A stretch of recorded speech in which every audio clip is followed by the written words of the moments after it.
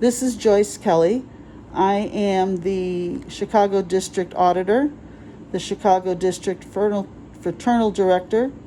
I also am a member of Senior Branch 287 and the Junior Vice President of the Junior Branch 339. Today, we're cooking with joy. Get it?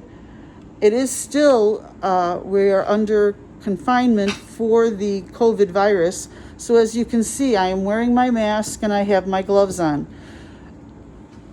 I'm going to read to you the recipe first. It's for sour cream pierogi dough. You make the pierogi dough with 1 stick of melted butter, a half a cup of milk, 3 eggs, 1 cup of sour cream, 1 teaspoon salt, and 4 cups of flour. I'm going to start mixing. I use a KitchenAid mixer because it is a lot easier. You always have to make sure that your machine is locked when you first turn it on, but we're going to open it. So you move it to the right, the little bar here, and you pick up the beater. And we are going to add first our melted butter, which I have already melted, and it is in this bowl. So we're going to add this.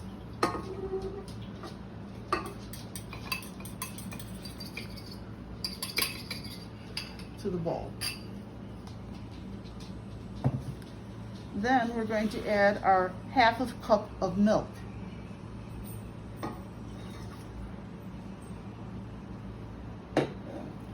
And then we have our 3 eggs, which, as you can see, are already beaten in here. With the salt. The salt is already in here. I did that because it made it a little easier, and I know that it will be mixed with all the other ingredients easier that way. And then we have our 1 cup of sour cream. Again, it's a lot easier if you do it this way because everything is separate and you can make sure you have your measurements done correctly. That's a little bit more work as far as doing the dishes, but if you're like me and you have a dishwasher, let it work for you. Now, oops, sorry. Now I'm just going to take this and go like this with it. Now, the next thing we're going to do is put our flour in. But what I want to do first is I would like to mix this up. And the reason being is this way when we add the flour, we don't have glumps of one thing in each area. So as you can see, it's going to the locked position to my left. What you cannot see is the other side of the blender, and there's numbers from off on to 10, 10 being the highest of mixability. We're going to turn this on and we're going to go slow. Okay, you have to make sure you plug it in first. I'm sorry, I'm new at this as far as recording, but haha. All right, so now we plugged in the power mixer and we're going to add it, we're going to put it on to start it with 1, we're going to go up to 2, and it's mixing very nicely. Oh, and I'm going to bring it up to maybe, I'd say a 5. And the reason being is I want this all to get mixed up very well, and maybe 30 seconds. That should be running out. Okay, now I'm going to look at this because I'm going to open it up again, and I need my spatula, please. I have some things stuck on the side, and I just want to put some of the ingredients, just want to mix them up a little bit more so that everything is kind of there and nothing's on the sides. All right, now we start adding in the flour, and we have salt already is with the eggs, remember? So now we have 4 cups of flour that we're going to slowly mix in because we don't want this all over the place. And I'm not very graceful. So we kind of put this in a little at a time. Oopsie daisy. Whoa.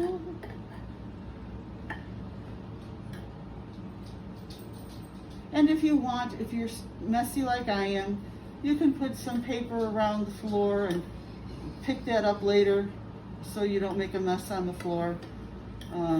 Or make sure you have a good broom. Maybe you're not as messy as me and You're putting it all in. you'll get it, huh? You're putting it all in. Now, I'm putting it all in because we're recording and I'm trying to make this video as quick as I can. Normally, I would not do this. Normally, I would have put in a little bit, mixed a little bit, done it the other way. But I just wanted to show you these steps. I'm locking it. I'm putting it back on a very slow. And we're going to put, because I'm using all of this, and you would too, you would start with probably a 2. So we're going to mix this until everything is mixed together, and I will show you in a moment what it looks like when it's done mixing. Minutes went by, and we mixed it on the number 2. Actually, this turned out really good.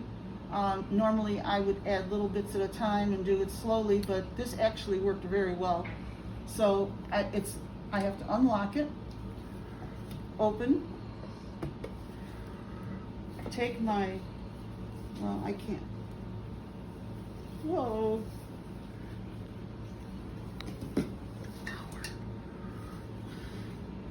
Now, it looks really nice, but we want to make sure everything is incorporated and just mixed a little bit. So we're going to put some flour, a little handful, on our mat, because it's easier if you have it on there because you can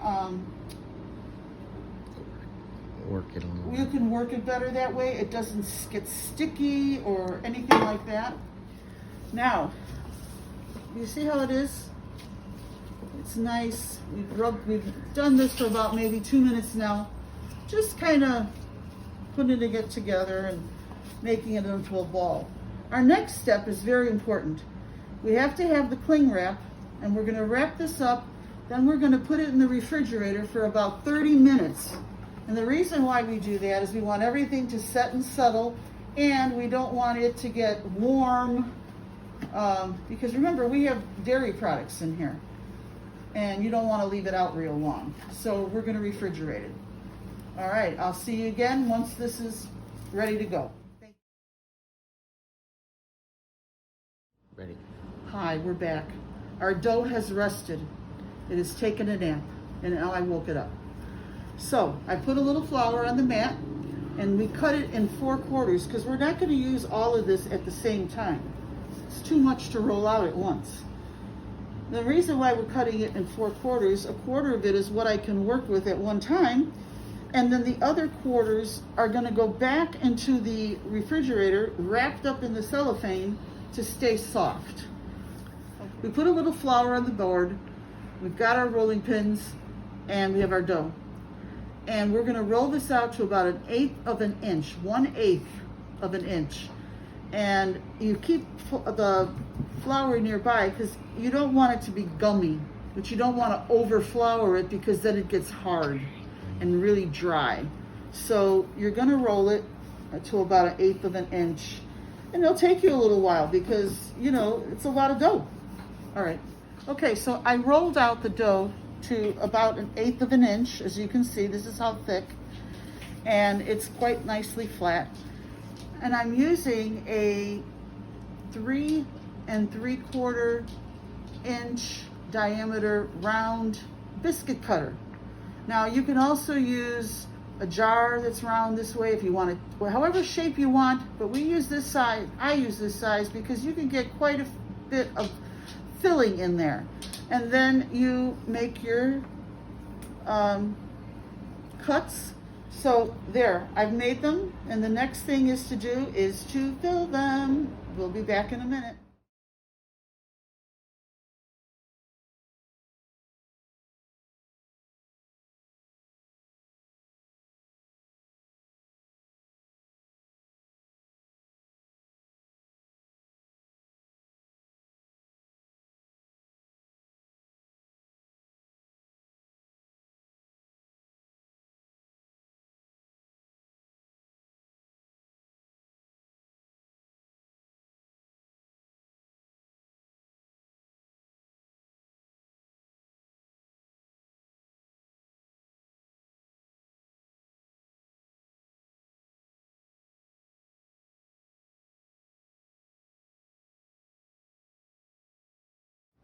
We have filled them, we have crimped them, we have boiled them.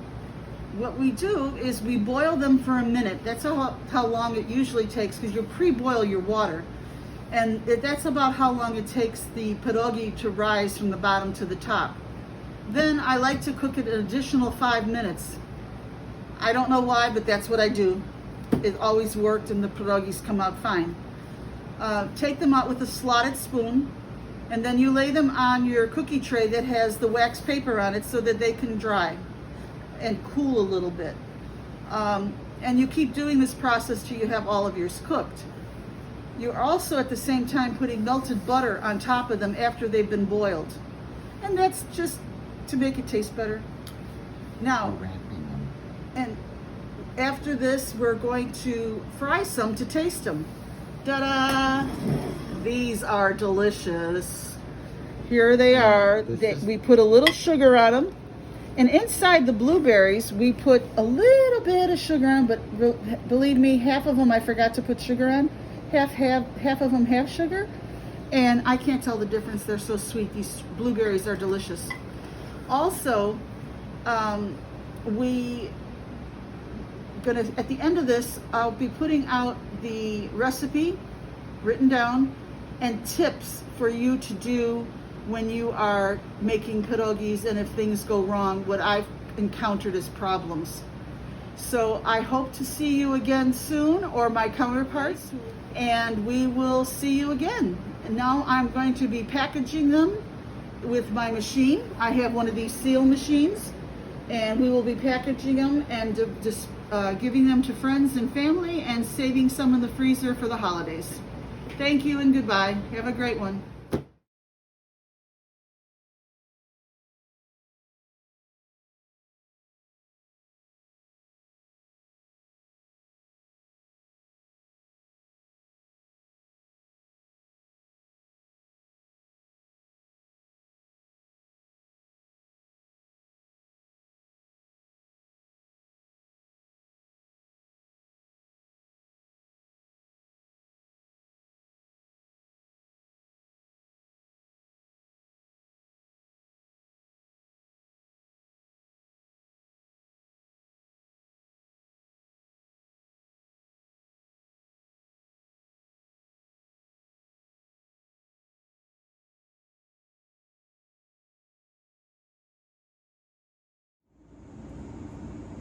Testing, testing, 1, 2. Hi, this is Cooking with Joy. Take 1. Hello, welcome from Chicago District. Never mind. Move, baby. And I know, doggy love, but we can't have that when we're cooking. So just to make calm down, we're safe. Dog was protecting